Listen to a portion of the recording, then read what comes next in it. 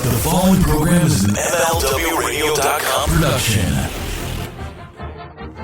You know, it's just about that time of year when you start to get those credit card bills from Christmas time and you start to wonder, how in the world am I going to pay all of these bills, plus my car note, plus my home mortgage? Well, SaveWithBruce.com can help you do just that by consolidating all of your bills into one low monthly payment. That's right. You can future endeavor all of your debt and get it under control. Maybe even skip your next two house payments. At SaveWithBruce.com, if you're looking to buy a new house and you need a mortgage for your home, we can help you with that. The process is simple. It's easy. Go to SaveWithBruce.com and let us help you start saving money today. SaveWithBruce.com is an equal housing lender, NMLS number 65084.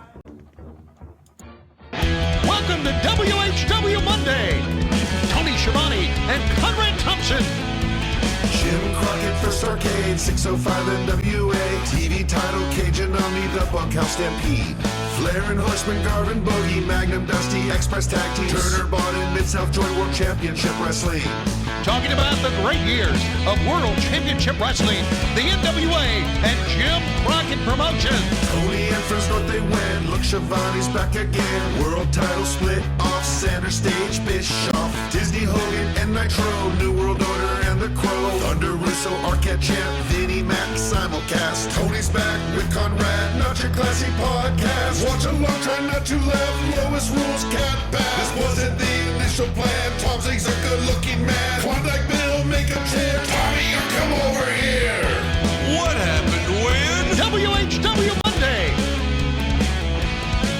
And now, let's go to the ring. And here's your co-host. Hey, it's Conrad Thompson.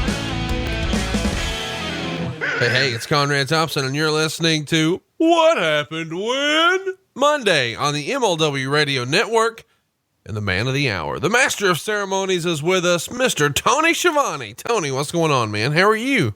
Conrad, I am fine. How are you doing today? I am excellent, and I like that we are talking this way. Me too, because it's how brohams should talk. I like it.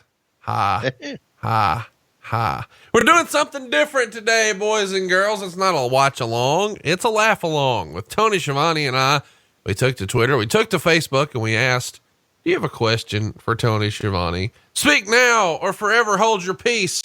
Because once we get this wedding paid for, fucking out of here. But thankfully, the wedding is not yet done because you haven't bought enough shirts over at lowestrules.com. Pick up a shirt right now because, Tony, when you pick up a shirt at lowestrules.com, eventually you call and thank them for their business, right? Yeah, eventually I do. So there you go. Look forward to it. Eventually you're going to get an okay shirt that nobody gets but you, and you'll get a half-assed phone call about 3 weeks later. How's that for a sales job, Tony? Well, you are going to get a phone call. Okay. You are. I promise. If you don't get a phone call, I've made some phone calls to where they say, the number you're calling has a voicemail that's not been set up yet. Goodbye. So you guys probably won't get a phone call. Well, they got one. They just don't know they got one. Right. It wasn't set up with them. So there. Hey, I forgot to tell you this. This is kind of a fun, t-shirt story. You guys have an opportunity to pick up a shirt called the Podfather, which has my head photoshopped to where it looks like I'm the Godfather. It's pretty ridiculous. Right. I was on vacation a few weeks ago and I didn't realize it, but my lady friend had picked up this shirt and done it sort of low key to where I didn't know. And, I'm like half asleep and she, comes around the corner and she's got the shirt on. And, it's maybe the weirdest moment in the history of our relationship. And that's saying something, 'cause I'm a weird motherfucker, as you know. Wow. How about that? That's kind of erotic in a way. Oh, it was Roll Tide after that. Let me just tell you. Well, good. Well, we got some Roll Tide questions for you, Tony. We're going to try to get to as many of these as we can. And if you'd like to ask a question to Tony that we don't hit here, go pick up a shirt at lowestrules.com. And sometime between, February and April, you'll get a call. So lowestrules.com and you can ask that question. Tony, are you ready?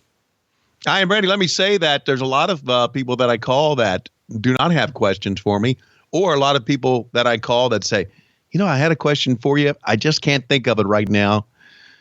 Oh, I will call you. So you have that think of a effect on question. people. Even people you're calling are saying, I don't remember. All right, Tony, are you ready to say, I don't remember 14 times? By the way, Tony's not actually here, guys. I just have a couple of buttons on my board here, and I'm going to press, I don't remember. And it was the booking committee over and over and over. And then every now and again, goddamn slap dick, fuck Dave Meltzer. I mean, I've got like 5 buttons and then we're good to go. So a little peek behind the curtain. It's just me and you this week, boys and girls.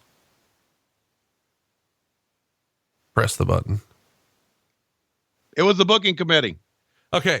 Kevin wants to know, in your many visits to Rochester, New York, have you ever had a garbage plate? A garbage plate. I have not, but I have eaten at Dinosaur Barbecue many times in Rochester, New York. Any fun memories from the old Ice Palace in Tampa? That's from Chris. Wow. Yes.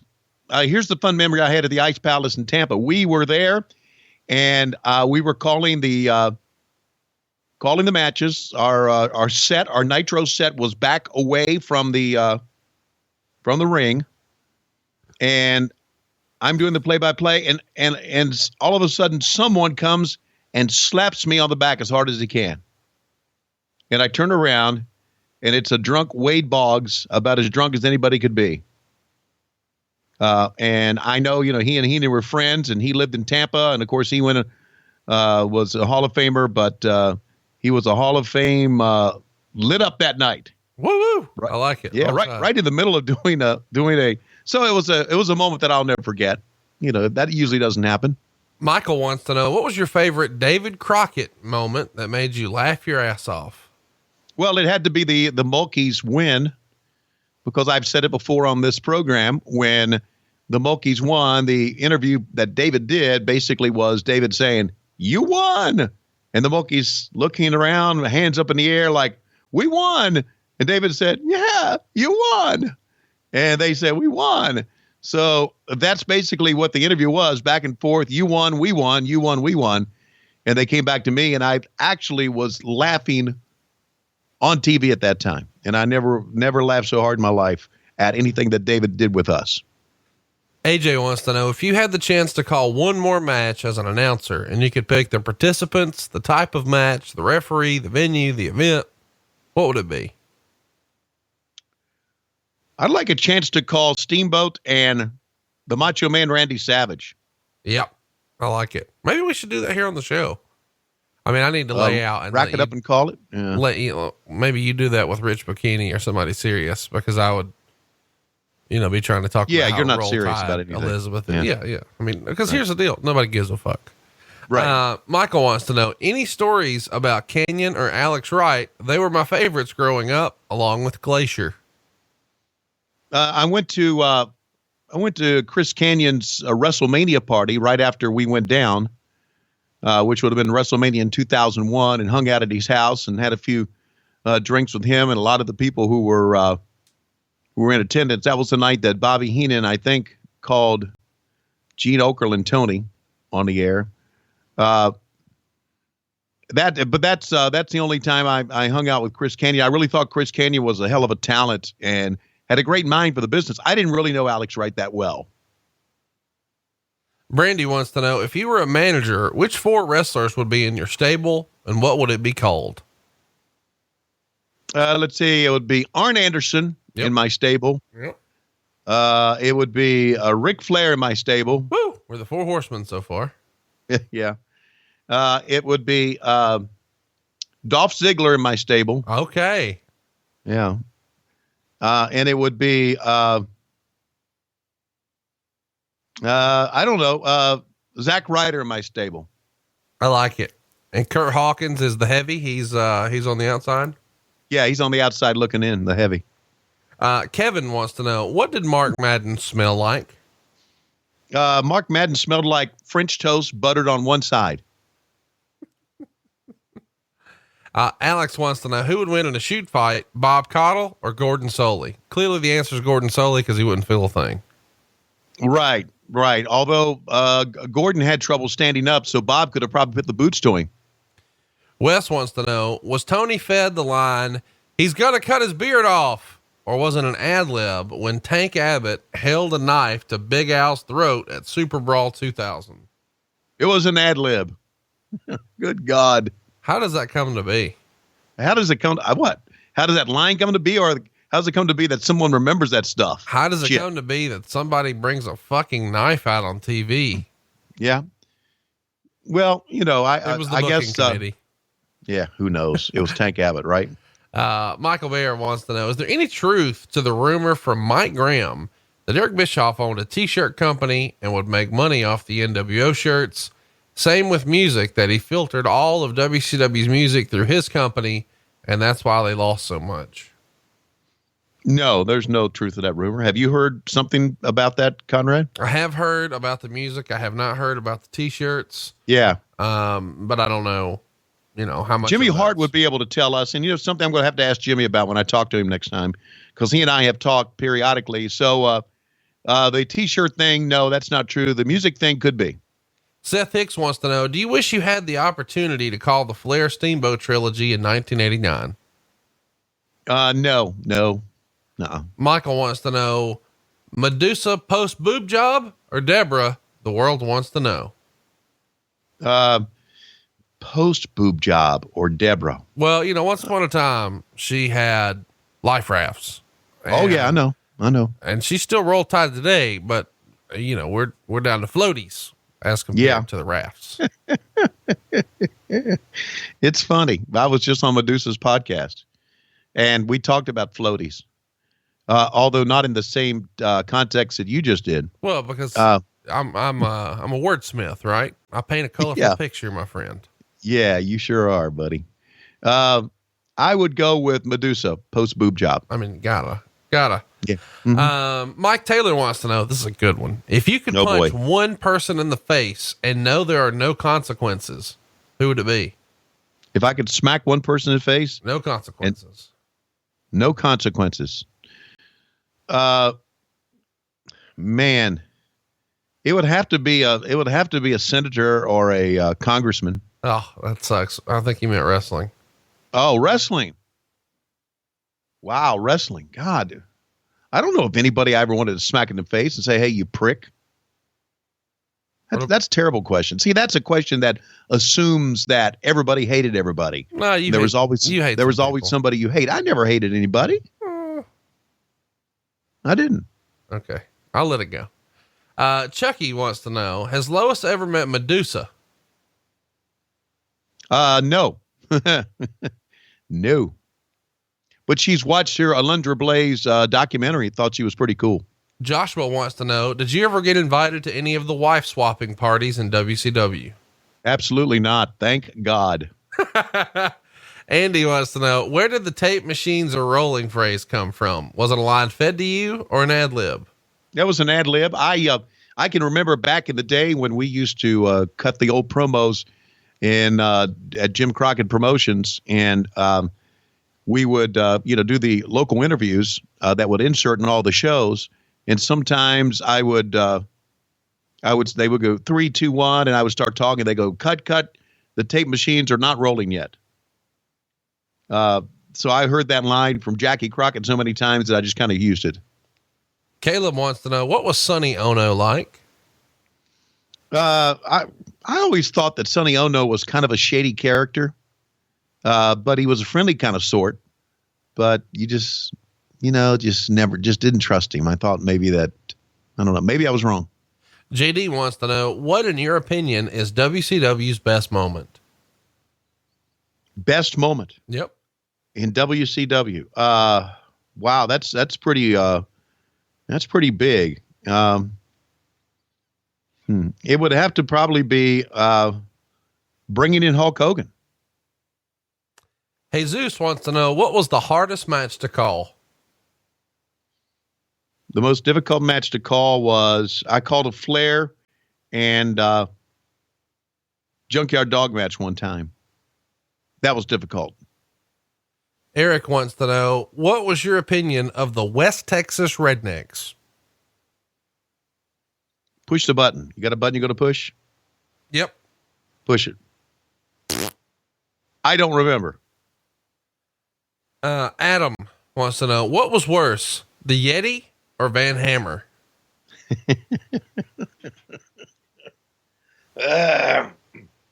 It was the Yeti. My God. Nothing was as bad as the Yeti. Sean wants to know, are you aware how many times you say okay in every show? Hint, it's a lot. Okay. Okay. I know I say, a lot, but, okay. I'm not so sure. Okay. How much I do it. I'm told that, I say, okay, during football broadcast and basketball broadcast, and when we hit the road with the team, okay, that I say, see what I'm saying. That's my term. See what I'm saying. See what I'm saying? But I never, thought it was okay that I said. You see what I'm saying? Anthony says, you had the living legend, the professor, and the brain. Why no nickname for you? Because I wasn't a gimmick. I was a straight guy.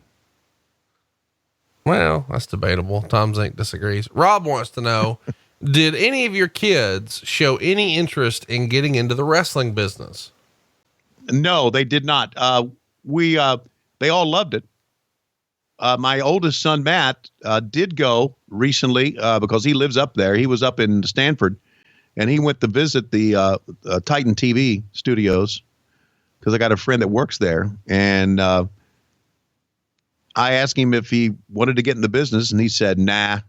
And I said, thank God, because he's got a pretty good job. But no one wanted to get into the business. You know, I meant to ask you this. Is there anything that interests you that you might be curious to see if they still have in the WWE warehouse? You mean like gimmicks or? Yeah, whatever. Ring skirts, props, belts, old entrance gear. I mean, anything from wrestling history is probably inside that WWE warehouse. And me and a friend of ours is going to be cruising through there. And I wanted to see if there was anything you wanted me to keep an eye out for. So. Yeah. The years ago when the Crockett's closed down, in their office, I had brought in about 15 to 20 old wrestling posters. The cards. Oh yeah. Yeah. And someone lifted those off, and they may have ended up being in the WWE. They may still end up being the WWE warehouse. I don't know. Do you remember, are there any in particular, any of those old Mid-Atlantic cards that you're looking for? Because I'm sure somebody listening has it. Well, I the one I remember more than any was back in 1978. The Mid-Atlantic, they stripped the World Tag Team title belts from Ric Flair and Greg Valentine, and they had a one-night tournament to decide new World Tag Team champions. This was at the Greensboro Coliseum. The card, they just kind of listed all the tag teams that would be in the card, and the card was blue, and it was, I think, with red lettering. I remember it was blue for sure. That's one I remember. I had a couple of them from the Augusta Expo, but most of them were from Greensboro, North Carolina. And there was a place between Greensboro and Virginia that every time that we would travel down to Greensboro, this old building next to a filling station, or a gas station, this old building, they used to always put one up there, and I used to always take it down.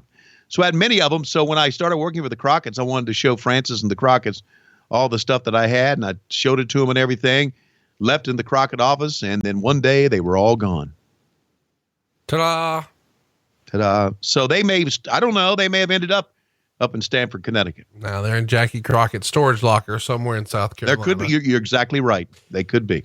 David wants to know, does Tony have any Gorgeous George stories? Not sure if we ever hear any stories about her. Yeah, I don't have any stories on her. None at all. She was gorgeous. Oh, she was Roll Tide, my friend. Yes, she was. John wants to know, what other sports besides baseball and wrestling have you done play-by-play on? I've done a lot of football on a high school level. I've done a lot of basketball on a high school level. I've done college basketball. I did women's college basketball when I was in college. And I've done a couple of University of Georgia men's college basketball games when the play-by-play guy was not available. That's all I've done: baseball, basketball, football, wrestling. I've never done lacrosse. I've never done soccer, hockey. Never done that. I know Rich Bikini does a lot of hockey, or has done hockey, but that's about the extent of it. A lady named Darla Mason Whitman, who is apparently the mother of Jeremy, wants to know, who is the sexiest commentator in the history of our great sport, and why is it Tony Schiavone? Well, it's Tony Schiavone because Tony Schiavone is a smooth talker. Tony Schiavone is spoken for.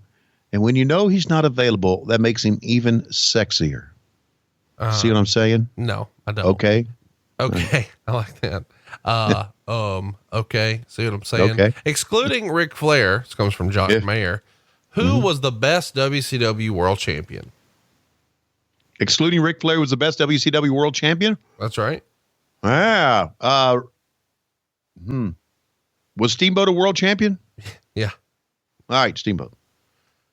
I didn't expect that. See, that's kind of a funky question, because if you're saying who was the most famous, it was Hogan. If you're saying who was one of the best workers, give you great matches, I guess besides Flair will be Steamboat. So that's kind of, it's hard to qualify that question. Okay. Okay. I think actually, in fairness, Steamboat was an NWA world champion. Well, there you go. No, that was WCW. Yeah. Okay. Crystal wants to know, did Tony see heaven when he choked and almost died in Conrad's basement? No, I saw hell. I saw that I was going to die in Alabama. Next to lazy ass Matt Coon.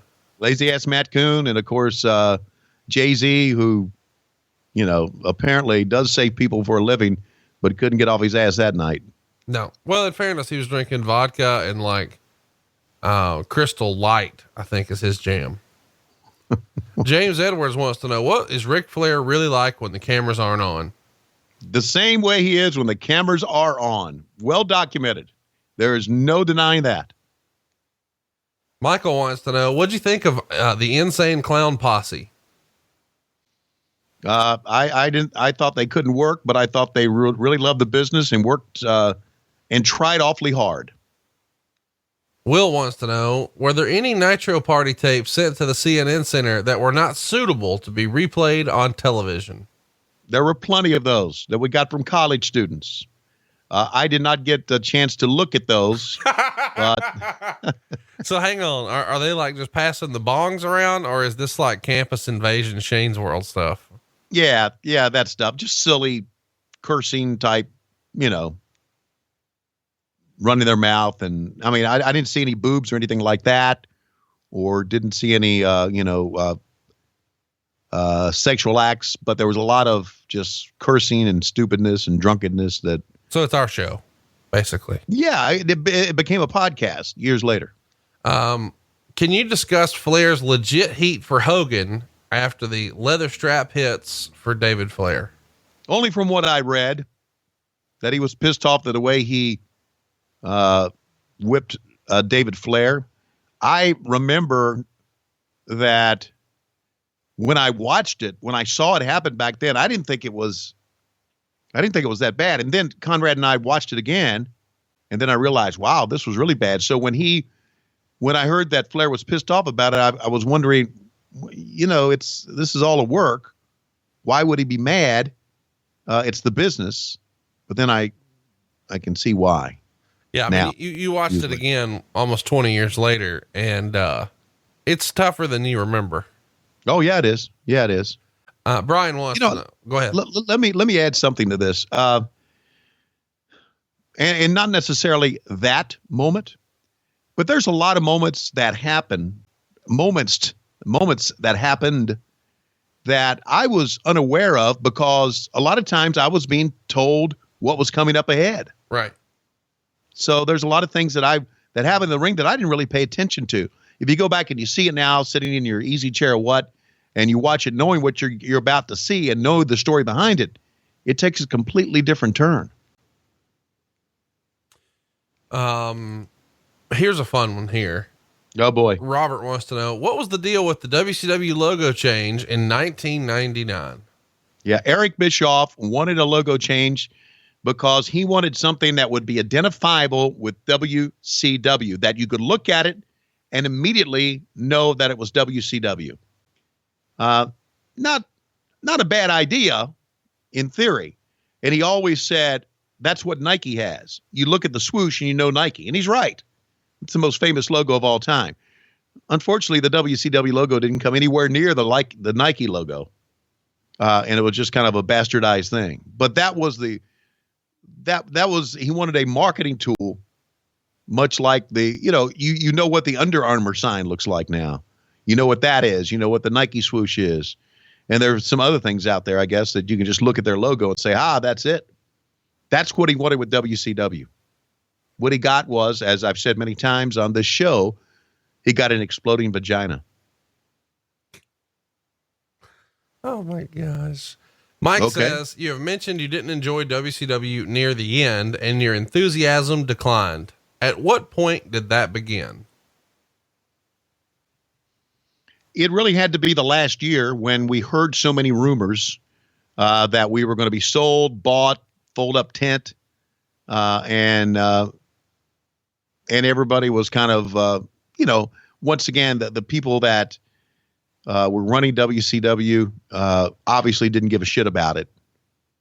So it had to be the very last year. It is very difficult to do your work when you got all this pressure. And that's why, we do this podcast. We do this podcast and there's a lot of stuff that I didn't realize was going on. And people say, that's impossible. You were there. Bullshit. It's not impossible because I stayed away from it. I didn't want to hear how bad things were. I wanted to do my job. And I promise you, if you work in a condition like I worked in, where you were making good money and you hear that things are going badly and you hear that they're going to close the doors or you hear it's going to be sold or you hear that Turner Broadcasting doesn't want you, you try your best. I did, at least. I don't know why anybody else wouldn't do this, to do your work and ignore what was going on. So I didn't read that bullshit that Dave Meltzer wrote back then. I didn't listen to all I removed myself away from all the rumors and innuendos that were flying back then. Back then there was I had some heat from all the other announcers because the announcers had a room. And then later we had a little RV that we all hung out in. And I didn't hang out with the announcers, Heenan, Tenay, back then, Lee Marshall, I guess, Dusty was in it at times. I didn't hang out back there because I didn't want to sit there and for 3 or 4 hours between the meeting and the time we took the air, I didn't want to sit there and listen to gossip. Listen to, guess what I heard? Oh my God, I didn't want to hear that shit. So a lot of times I took a book, would go into the stands and sit into the stands and read my book and ignore that stuff. When a lot of the announcers says, Schiavone's in there with his nose up Bischoff's ass. That was not true. That was not true at all. I avoided all that stuff. What was the question again? When did you lose enthusiasm? Yeah, the last year.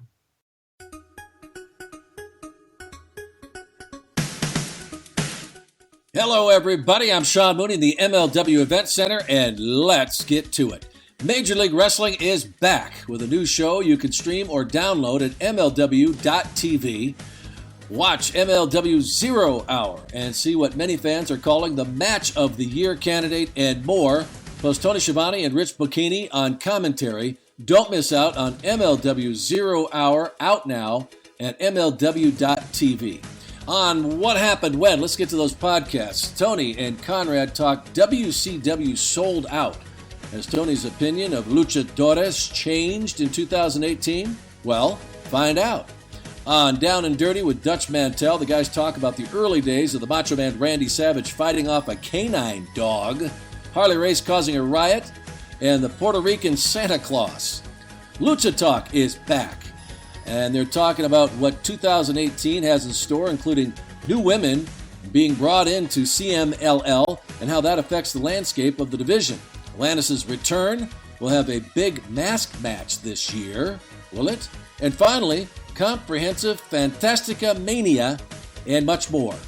On Primetime with Sean Mooney, my favorite podcast. This week we welcome one of the most popular superstars in the history of the WWF, WWE, the one and only Tito Santana, a man who had a mission and completed it, all for his family. We'll tell you all about it. And don't forget, MLW Zero Hour is out now. Buy and stream or download a stacked show for just $4.99. That's $4.99 at MLW TV. Now it's time to get back to your favorite MLW podcast.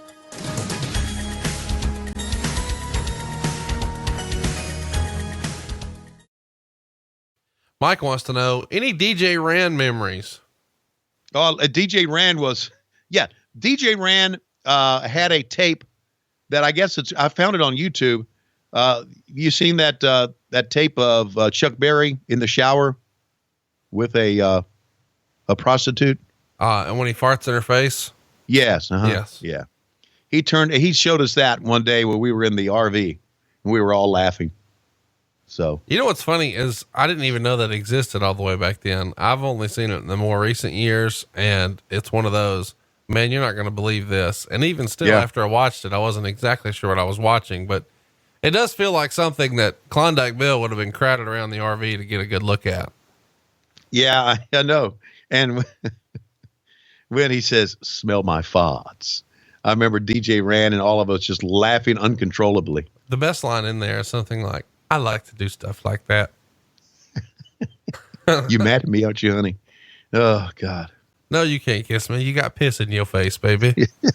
It's just, oh, God. Isn't that terrible? Ken wants to know, have you ever played the accordion naked?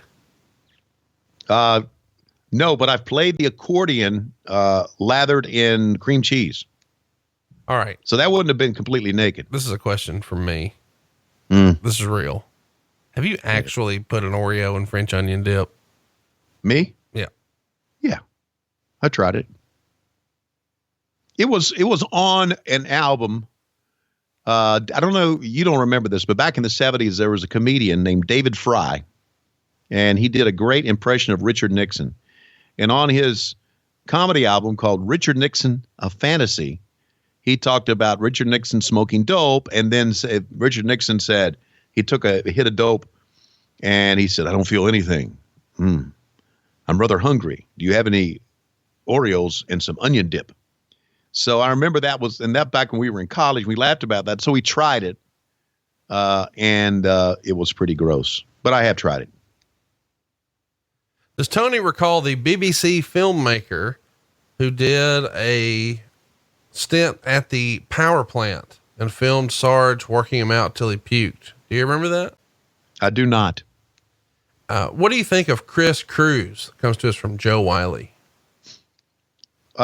Chris was rather outspoken. When I came back to WCW in '89, they put me on Worldwide in place of Chris Cruz. Chris Cruz, if you'll recall, and Terry Funk were doing the commentary for Worldwide. And so they brought me in, and I think if I recall, we were like in Greenville or Greenwood, Mississippi to do TV taping. Terry Funk wasn't there, and they asked me, "Tony, you're just in. Would you rather not do the first show, let Chris do it, and just kind of watch it, and then maybe do the second show?" And I said, "Well, let Chris do the first show." And Chris, because I was going to work with Kevin Sullivan that night, Chris was very outspoken. He said, "Kevin, you've never liked me. I've never liked you. Let's call it the way it is. I don't ever want to work with you or actually see you again." And I ended up working with Kevin Sullivan that night. I thought he was kind of outspoken at that time. There was a lot of people that thought that Chris stooged off a lot of things. In other words, secrets, whatever. Again, there's a lot of people that thought that, but I never thought that because I didn't know Chris that well. Chris wants to know, Tony versus Lois in a cage, who wins? She wins every time. Every time. John wants to know, how much money was Eric Bischoff making when the company was at its highest popularity? Well, he was making millions. Absolutely millions. And a lot of the money that he was making was kind of based on buy rates and how the company was going in numbers. Lee wants to know, did Tony always say full arm drag and twist in every single match he ever commentated on? Yes. Even when they didn't do it. Lance wants to know, did Tony interact with Nick Bockwinkel at all when he was WCW commissioner, or was he just here and there when needed? Yeah. I interacted with Nick a lot. Nick was, and I actually interacted with Nick when he was an agent with the WWF, back then. And, so I interacted with him a lot. Heenan always thought that Nick was an idiot.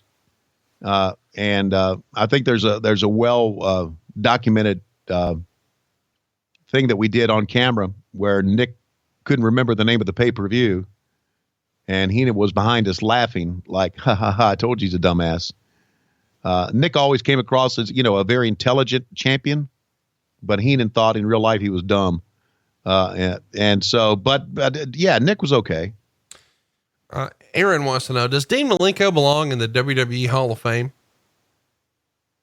He's not in there? No. Yeah. Andrew, I can't comment on that because I did not see what Dean did after 2001. I'm not good at saying this person or that person shouldn't be in the Hall of Fame. I can tell you, I think Lance Russell should be. Yeah. I think Bob Caudle should be. Yep. As far as guys who wrestled after 2001 up until now, I don't know. I didn't see enough of them to warrant an opinion on that. Matt wants to know, do you have any good Gordon Solie stories? Yeah. We were Starrcade of 1983. Gordon Solie and Bob Caudle did the commentary, and I did the interviews. They had Ole Anderson bring Gordon Solie in from Atlanta, and this is Ole Anderson's story. He tells me. I don't even know if Ole was booked on the show that night, but they had Ole bring Gordon in. And Jimmy Crockett told Ole, make sure he stays sober because Gordon had been known to throw back 1 or 10. And he said, okay, so they stopped to get gas. Gordon went into the bathroom, came back out. He seemed like he was a little bit tipsy. He couldn't understand why. He didn't have any liquor on him. They went to get something. He came back, went to the bathroom, came back, and he was a little bit drunker. And Ole confronted him about it, and he found out he had these wee little bottles of liquor on him. Airplane liquor, as we called it. He kept in his pocket, and he would always. So by the time he got to Starrcade, and it's about a 6-hour drive maybe from Atlanta to Greensboro, he was pretty tipsy, but he was able to perform that night. Andrew wants to know, and I guess I've blocked this out. In Nitro, mid-1999, Kevin Nash cut a promo on Randy Savage. He carried a bag to the ring with him, and at the end of the promo, a small woman got out of the bag and poured sewage on Savage. What the hell? What the hell? I don't even remember that. Hit the button. I don't remember. Jeremy wants to know, what can you tell us about your run in TNA? I know we've talked about this on the show before, Tony, but we get this like 15,000 times a week. So tell your TNA story again. Vince Russo wanted me to work with them at TNA. And of course I was kind of like, almost even more so back then, but I was kind of like the way that I was when you approached me about doing this. I initially didn't want to do it. And Vince said, he said, you know what? He said, you deserve more credit in the business than you've gotten since you left. And it was only a couple of years. I guess it was 2003 maybe when this happened. I had just started working full time for WSB Radio, and they were taping their TV shows in Nashville, Tennessee, which is about a 3.5-hour drive from Atlanta. And there's a difference in the time change. So I said, okay, I'll come do it. And I got in a van with Russo and Glenn, the Disco Inferno, and I don't know if Canyon was in there, maybe not. I can't. There were some other guys that I don't remember, but I remember. So we went and we did it, and we did that angle with Mike, and I did the interview afterwards. And of course, we taped a couple of shows, and I'm standing in the back, and I'm watching the monitor, and I'm listening to Mike Tenay and Don West scream about every lousy spot that we saw. And I remember thinking, you know what? And Jerry Jarrett was over to my right, and he was talking to me back and forth. And I remember thinking, I don't want to do this anymore. I really don't want to do it. I don't. I don't know if it was a combination of, being burnt out by the business or wanting to go a different direction. But now I had a full-time job with WSB Radio, and I was their morning sports anchor. And I was also doing pregame and postgame on Atlanta Braves radio. So I was kind of doing some of the things I've always wanted to do. So Bob Ryder, I think, cut me a check that night for like $300.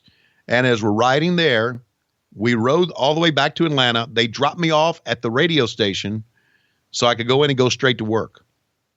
And so I told Vince that night, I said, Vince, I can't do this anymore. First of all, I can't stay up all night every Wednesday night and come in and do my work. That's number one. And number two, I just don't want to do it anymore. He said, are you sure? I said, yes. And that was the last time actually I had seen Vince. We talked on the phone, on Skype since then. But I did not want to do it. And it was going to be, I guess I was going to be the heel announcer, basically, doing interviews in the ring, kind of like a heel Gene Okerlund. But I didn't want to do it. I was done. I was burnt out, and that was it. Good stuff. This one comes to us from Super Dave Miller. When are you going to climb your fat ass up into your attic and get that 6-man tag belt down? Who was that from again? Super Dave Miller in Mississippi. Okay. Yeah. Right. You sure that's not from Super Conrad Thompson? I'm reading it right here. Okay. Yeah. All right. I don't want to go up, man, Dave. I don't want to go up in that attic, man. It's just, there's so much shit up in there, and it's just, oh man. Hypothetically, if Super Dave Miller from Mississippi showed up at your doorstep, would he be allowed to climb around your attic and find the belt?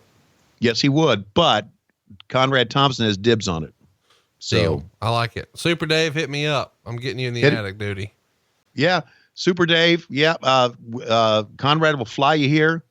I'll have Lois cook you a. Whoa. First of all, Lois ain't cooking. Second of all, I'm not flying shit. Okay. Jonathan wants to know, Magnum TA tore up the suit Ric Flair bought for him. He forced a kiss on Baby Doll. He manhandled her when Dusty won her for a month. And then he punched Bob Geigel. Why was he a baby face? He was the rugged baby face. He was like, right? I mean, he was like the serious type rugged baby face before his time. That's why. Roger wants to know, what are your memories of the Australian tour?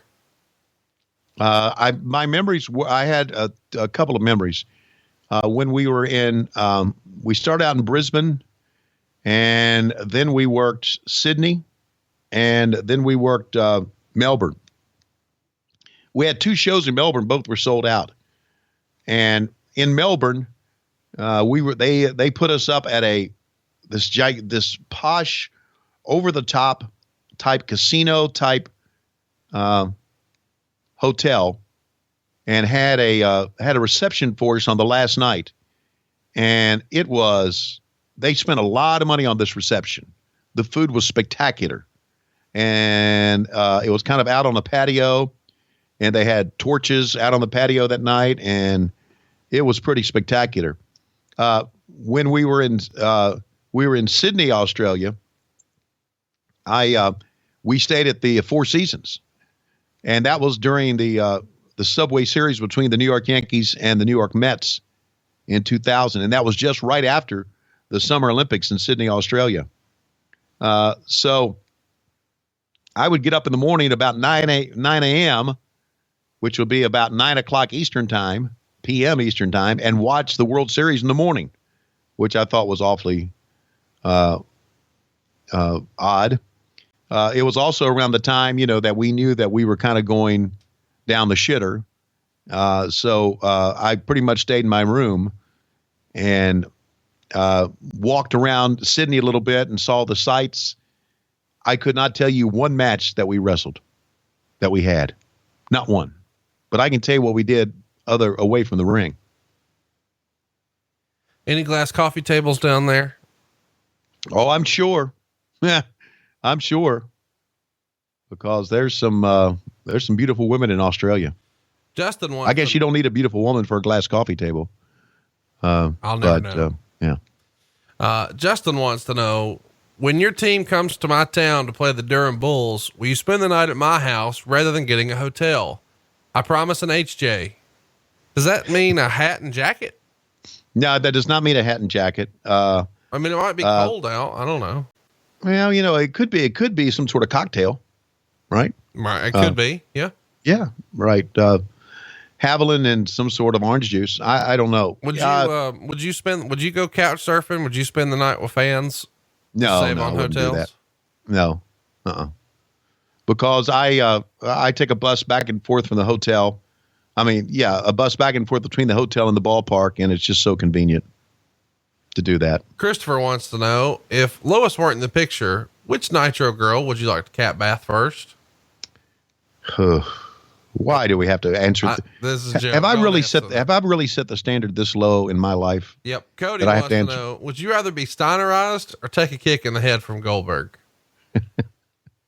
I would rather probably take a kick in the head from Goldberg because I wouldn't remember it.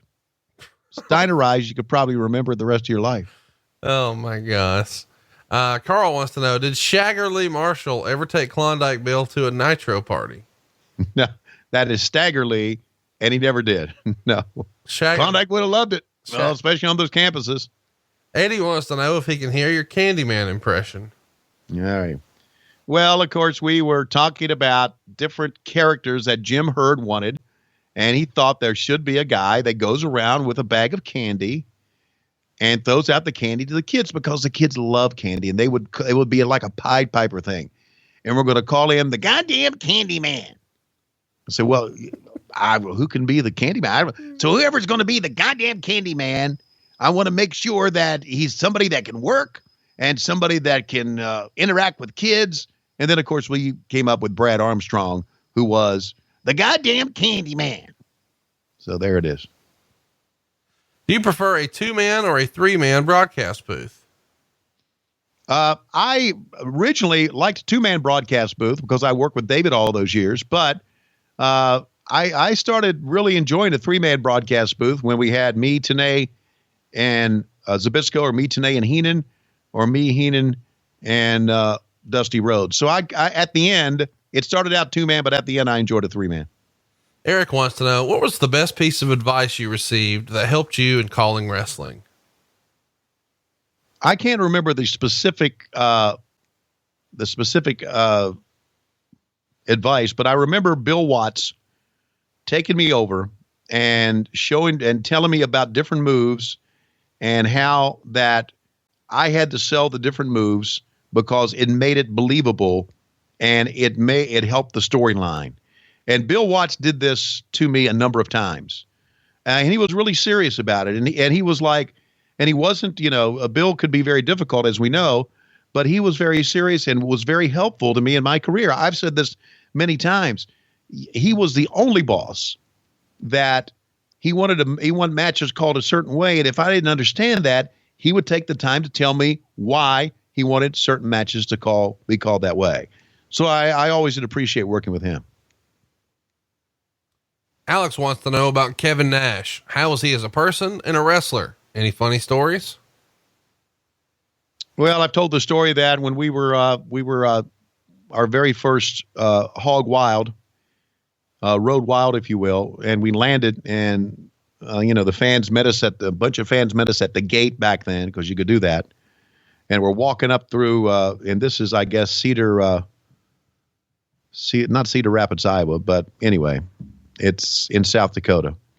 And we flew in from Atlanta, and we're walking up, and this one kid says, "Hey, there's a concert tonight in Sturgis, and it's going to be so-and-so.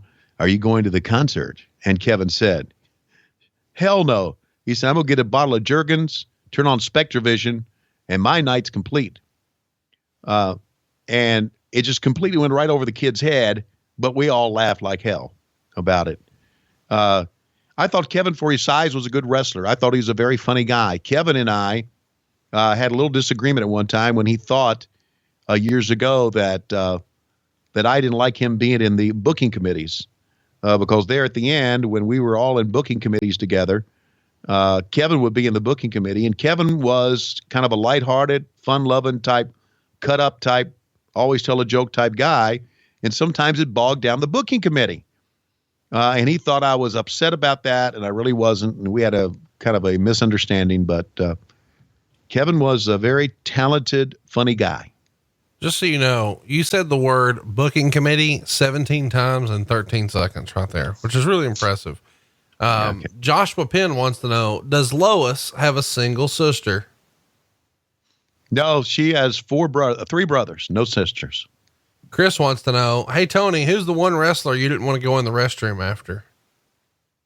Tank Abbott. Was that bad, huh?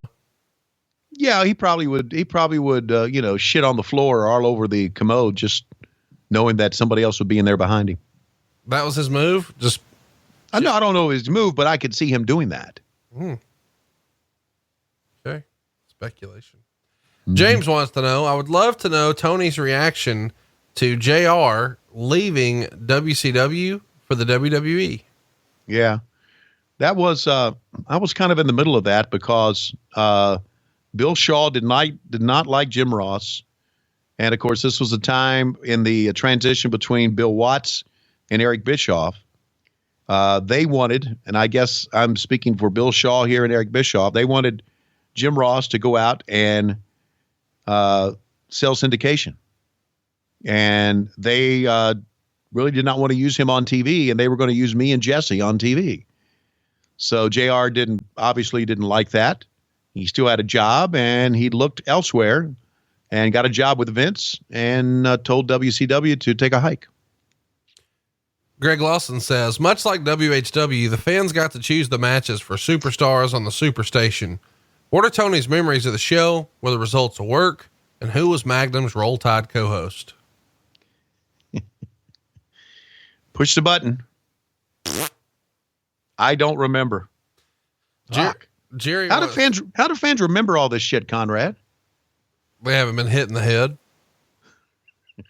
They're not married to Lois.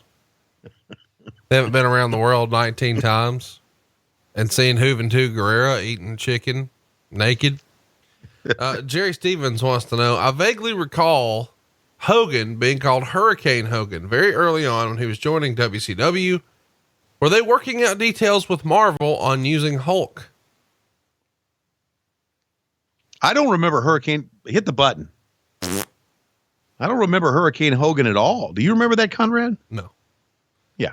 Oh my gosh. I got to skip. Smoking dope will get you guys. I got to skip some of these. I didn't think I would do that. Mark wants to know, should WWE hold a WCW reunion / anniversary show like the upcoming Raw is for WWF? And if so, would you participate? They should hold it, and I would not participate. Yes, you would. No, I would not. Yes, you would. No, I wouldn't. Okay. I absolutely would not. And why not? Because this anniversary show would end up just shitting on WCW. They're paying. I don't want any. They're paying. I don't want any part of that. They're paying $10,000. I don't want any part of it. Oh, fuck that. You'd go. I mean, come on, it's work. Roll Tide. Yeah, but they'll end up shitting on WCW because, as you know, history is written by the guys who win. Brian wants to know, are you 100% sure that Arn Anderson isn't an older version of you? Yes, because Arn Anderson is younger than me.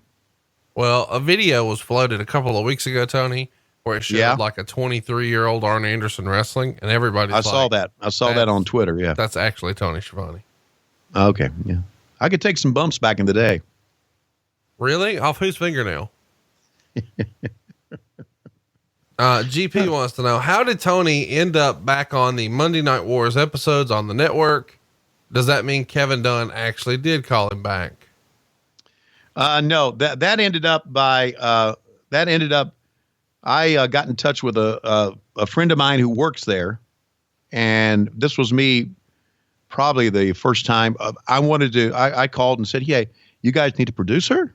And they said, "Don't need a producer, but they're doing this Monday Night War thing and they may want to use you." So another producer called me back. Don't even know who it was. I couldn't even tell you his name. And said, "Yeah," it said, this was in the month of March. Don't know what year. "If you come on up, we'll fly you up, let you spend the night in Stanford one night, pick you up at the airport, and let you spend the night in Stanford, and come and we'll take all day shooting a session with you." And they paid me like, I don't know, $3,000, maybe $3,500 to do it. And I said, sure. And I went back there and did it, and met with some of the people that I worked with for years and took a tour of the facility, and that was it. So it started with me with a call to the WWE saying, I'd like to work on your network. And they kind of like, "Oh, ding, ding, ding. Maybe we don't want that dumbass fat shit to work on our network, but maybe we can use him in our Monday Night War stuff." They had a number of years prior to that, a producer had called me on my cell phone, because I've had the same cell number for years. A producer called me on my cell phone. I was leaving a Braves game at night. It was late at night, and a producer called me on the cell phone and said, "We are doing like the best of Starcade or something, a video DVD set, and we've got David Crockett who's on board, and we'd like to get you to come up and do some on cameras for it." And I said, "Nah, I don't want to do it." And I said, "Send my best to Kevin Dunn," and that was it. So damn. I told him no one time and told him yes the next. Matt wants to know, what's your favorite Sharpie color by feel? By feel? Yeah. It's the old gold, because it has kind of specks of old gold in it. And those specks can get kind of rough and rugged. Related question. Who would you rather fight, Stevie Ray or Scott Steiner? I'd rather fight Stevie Ray, because I'm sure Stevie Ray would take care of me. Scott may just beat the fuck out of me. And probably after last week's, probably still will, I might add. Do you need a squatty potty when you shit on the floor? No, I don't. But I've often thought that these squatty potties, do you have a squatty potty, Conrad? Yeah, I've tried it. It's not for me. I gave it to Cassio Kid. Okay. I've always wanted to try one, but I never have trouble shitting. So, I don't think there has been a day in my life, not a day. I don't know why I'm saying this. I don't think there's been a day in my life where I've been constipated. Not a day. Hypothetically, I've never had to take a laxative. If you were constipated, yeah, would a Sharpie be useful? Wow. I don't know. I don't know what constipation's all about. So that's what it's all about. Who would take longer to return your call? Vincent Kennedy McMahon, Triple H, or Kevin Dunn? Well, of those three, the only one that has returned my call would have been Kevin Dunn. So I guess the longest, it's a tie between Vincent K. McMahon and Paul Levesque. Here's a fun question. This is from Matt Kuhn. Has Tony heard the best of? I know he never listens to himself, but he owes it to himself to hear the first 3 minutes and the last 3 minutes of the show. Did you ever listen to that? I listened to the first 3 minutes of the show. I didn't listen to the last three, but I will, Matt. Jesus Christ. I will listen to it. Okay. Stay off my ass. Go back to sleep. Yeah. Bill wants to know, how close are we to paying for the wedding? I've got one more big time payment to make to the reception, and I'm very close to that. But then there's a couple of other things that my daughter wants paid for. So to be honest with you, let's say I'm 3/4 of the way there. Put it that way. Paul wants to know, what are your memories of the Nikita Koloff Magnum TA Best of 7 series at the Great American Bash? My memories were, first of all, when I heard it was going to happen, that I didn't think it would be that good. But it ended up being very, very good. And you talking about the top heel that we had at this time and the top babyface going at it. It was very, very well done. Would you rather eat a home-cooked meal made by Klondikeville or the lunch buffet at the Shoney's in Ackworth? Well, after the episode we had last week, I don't think I should go anywhere near the lunch buffet at the Shoney's in Ackworth, because I might get put in the Steiner recliner. Adam B wants to know, did you have a chance to work with Gary Hart? And if so, do you have any stories? I remember Gary Hart, and this was back in the Crockett days, working. He was a manager of like Kevin Sullivan and Mark Lewin. And Gary was a very, very smart guy. And they had a meeting with the boys one time about do not, because they're on the lookout for you, and this is back in the 80s, do not have beer in your car if you get stopped by the police, because you're going to get in trouble after the matches. And Gary Hart spoke up. He said, there's absolutely no way that boys are not going to have beer after the matches. And I remember him being very defiant about that. Not saying that he was talking about drunk driving, but he just said, let them know, let the Crockett's know, or whomever had the meeting that day, because I was in there, that the boys always were going to drink beer after the matches. No way you can stop it. So, WrestleMania weekend's biggest party is coming to Bourbon Street, Friday, April 6th. There's plenty of time to get there after the Hall of Fame. Don't miss an all-inclusive all-night party hosted by Kevin Nash and over 30 other wrestling stars. Enjoy unlimited drinks all night long at the Bourbon Cowboy on Bourbon Street. If you get tickets this week, you can get 10% off by using the code RUMBLE at pwrshow.com. This is going to be a great time and is the one and only wrestling event that takes place on Bourbon Street on WrestleMania weekend. You can even go VIP and get access to the balcony, where you can throw beads and get a private meet and greet with Diesel himself, Big Daddy Cool Kevin Nash. This event will sell out, as it has the last 6 years, so get your tickets now and party with Kevin Nash and others. And you never know who will show up. Comedian Fluffy has been to the last 3. Tickets are limited, so hurry and get yours today for a WrestleMania weekend party on Bourbon Street with Kevin Nash and over 30 other wrestling stars. Get your tickets for WrestleMania weekend's biggest party at pwrshow.com and get 10% off this week by entering in code RUMBLE. What is your favorite lowest meal? That comes to us from Dave Otto. Dave Otto. Hey, Dave. My favorite lowest meal. Yikes. She does is this a shoot, or should I say something funny? No, do it for real. Okay. She does a great job of cooking a turkey. Wonderful job of cooking a turkey. So sometimes I will just, in the middle of, let's say, the spring, buy a turkey and she'll cook it. And then we'll have turkey sandwiches after that. She knows how to get the breast just real moist. It's never dry. She does a great job with that. So it's turkey. Say that last part in your best Barry voice. My best Barry voice. You know what I'm talking about. Hey, baby, cook that turkey to where the breast is moist. Baby. Fuzz wants to know. Can't get enough of your turkey. Oh, that's a shirt over at LoisReels.com. Any fun memories from the spring break tapings? There was a wet t-shirt contest, I guess, that the guys judged. And when and I'm thinking about the one from Panama City. What's that? Panama City. Now I'm thinking about the one from South Padre Island. That's right. Yeah. There was a lot of, when Madden and I came out to do the show, there was a lot of dope smoking going on. It was very thick. The air was very thick with pot. And those are two things I remember about that. Matt Carter wants to know, how often do you talk to David Crockett and how is he? Last time I talked to David was when we both went in to visit Ric Flair, during his recent illness. And we spent a few moments together. David's fine. David works for the Red Cross and travels to all the disaster areas around the United States to help out the Red Cross.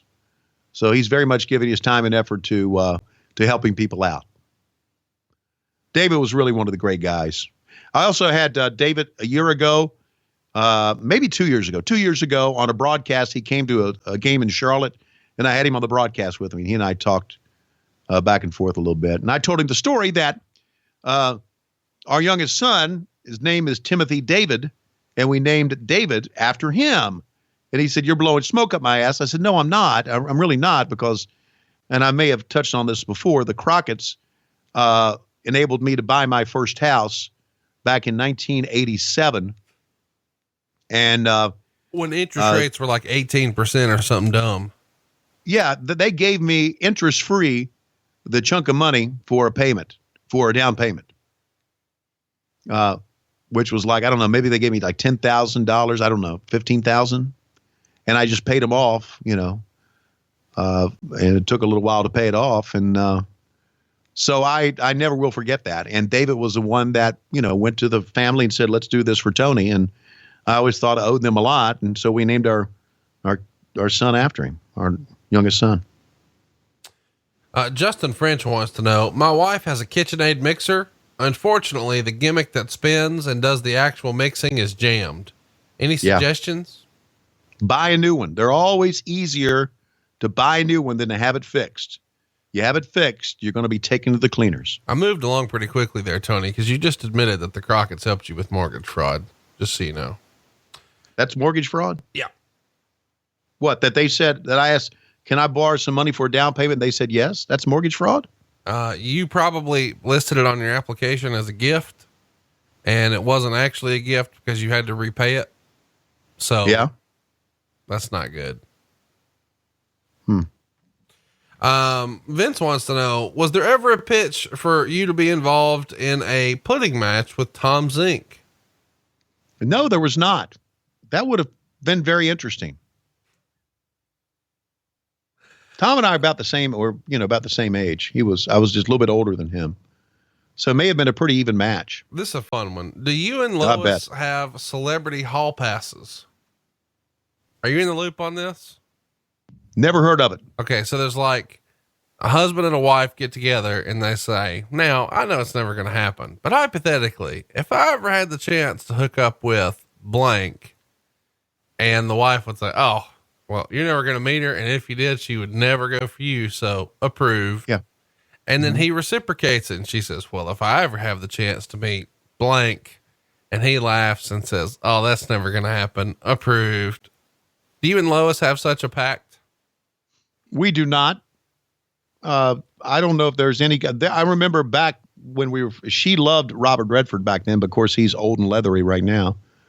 And I've always loved Scarlett Johansson, Selma Hayek, Jennifer Lawrence.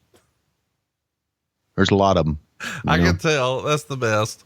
Olivia Munn. We got it. Gerard wants to know, what are Tony's memories of Capital Combat 90? As a reminder to everyone listening, this is the RoboCop show. Yeah. My one memory of that was, what have I done? RoboCop bending the bars. Yeah. That was my one memory of that. And that's probably good that I don't remember anything else. Russell wants to know, were you and Heenan really surprised when Hogan showed up in red and yellow in August of 99? No, I don't think we were. I think we knew it was happening. That's when he turned back, right? Right. Yeah, no. If we act surprised, then we did a damn good job. David wants to know, what was your opinion of the finger poke of doom? Oh, it sucked. Absolutely sucked.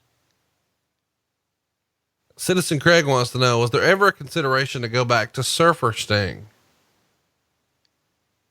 After the Sting run? Well, there never was. Okay. Tom wants to know, Tony, do you still have your WWF logo jacket? I think he's talking about the blue blazer you used to wear. I do not. And the reason I don't is we didn't own those jackets. They had them there for us to wear, different sizes. So that was not my jacket. I had a burgundy tie, WWF tie, that I wore at times, but the jackets were properties of the WWF. They did it right,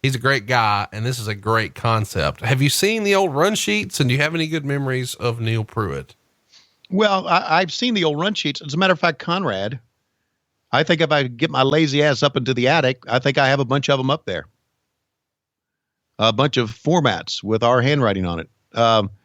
Old Nitro formats. I think they're up there. Probably could make a little money off those. Yeah, Neil Pruitt was, we had a lot of talented people that worked with us, and Neil was on the forefront with that. Neil never did have the budget that other guys had. We had a guy named Mike Shockett who always had a bigger budget to work with than Neil, but Neil always made it work. And Neil was just a very talented video guy, knew what worked right. Not only that, he was easy to work with, and that was so important. If you're on a production end of it and you're working with wrestlers, you got to be easy to work with. And he was. Andrew Campbell wants to know, did the guys in WCW have wrestlers court like in the WWF? No, not that I knew of. I know what you're talking about. They have it in baseball, but I never saw wrestlers court in WCW.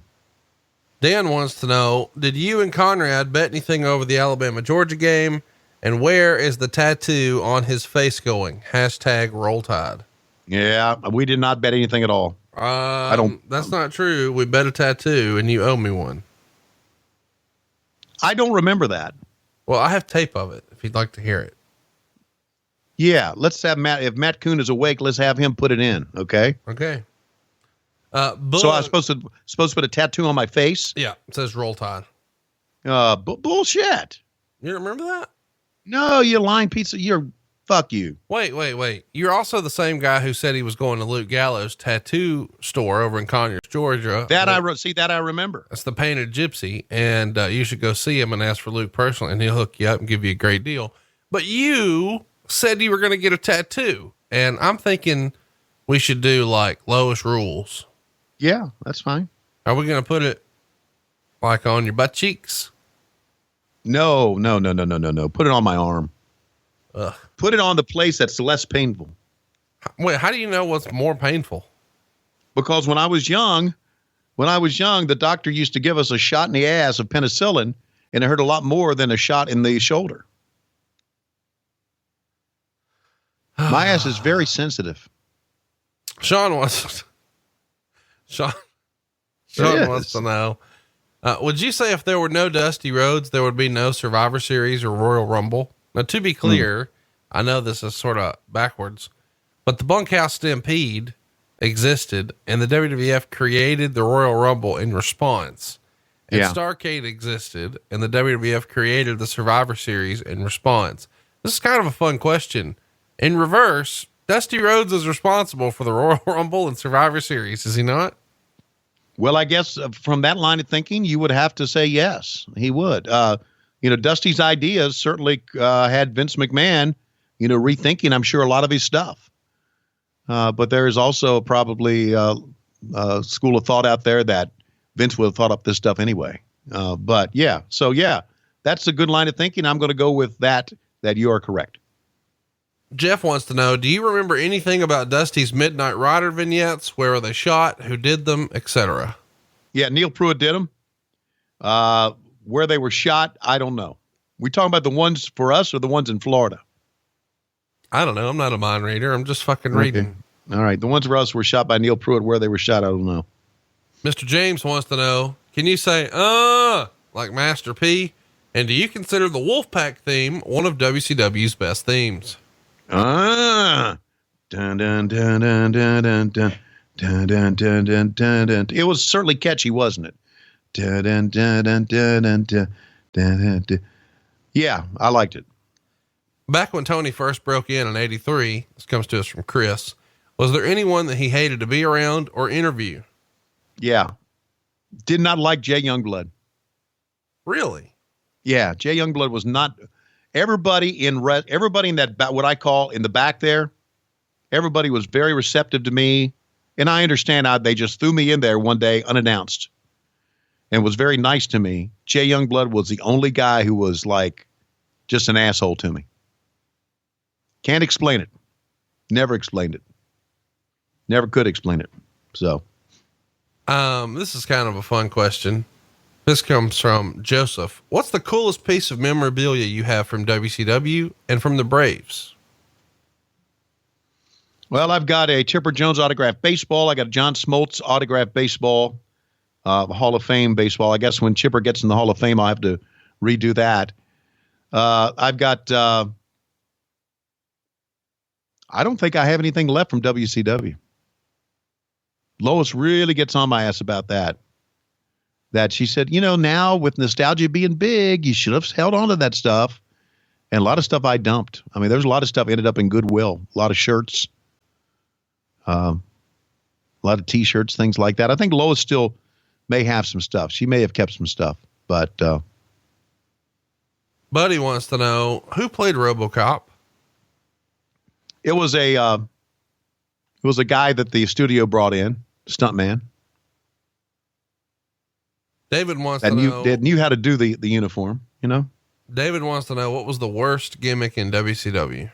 Oh, for crying out loud, it was a Yeti. The worst ever.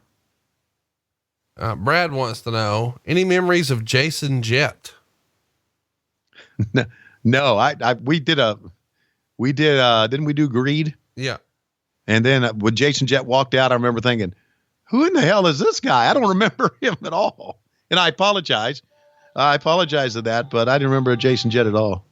Sean wants to know, was there ever any idea about you being a member of the NWO? No. Dylan wants to know any fun road stories. You haven't shared a lot of traveling stories with us. I would have to sit down and think about that. And of course, a lot of the stories that I should share, I won't share with you because it would probably spread a bad light on some people that I really like. Mark wants to know, is rap really crap? Well, I don't understand it. But I do realize that rap to me is probably like what rock and roll was to my parents. So I can't really shit on it that much. I understand, I understand it. Michael wants to know, is there one baseball card that you've always wanted to own, but never have? Yeah. The Mickey Mantle 1956 Topps card.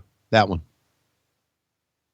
Joey wants to know, did Herb Abrams try to get you to work for the UWF after you left the WWF? No, I've never talked to him. Joey wants to know, does Lois Schiavone's chair sit higher than yours at dinner?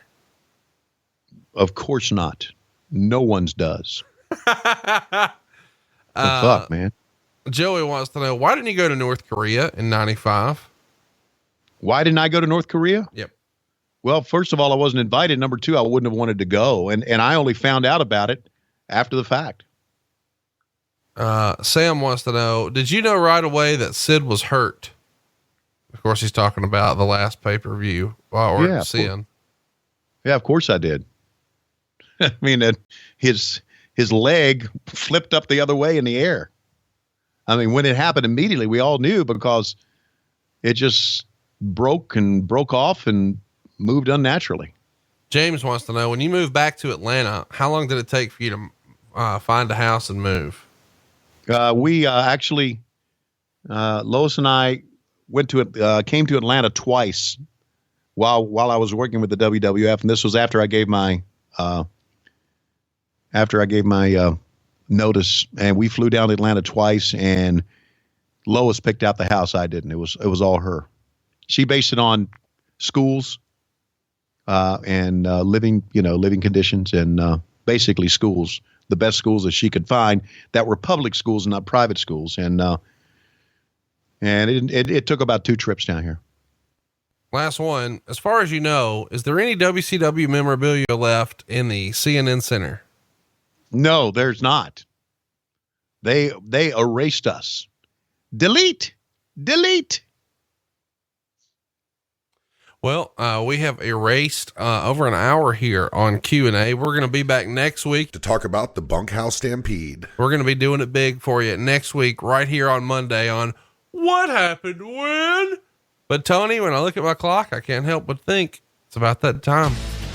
It is about that time, Conrad. And now we are going to the Luke Gallows Tattoo Parlor, where Tony Schiavone is in a chair and he has flipped over on his front side, and they are going to put a tattoo on his rear end. We know that Schiavone is kind of squeamish about this because back in the 60s, Dr. Shifford used to plow his ass with penicillin, and he would cry like a little bitch.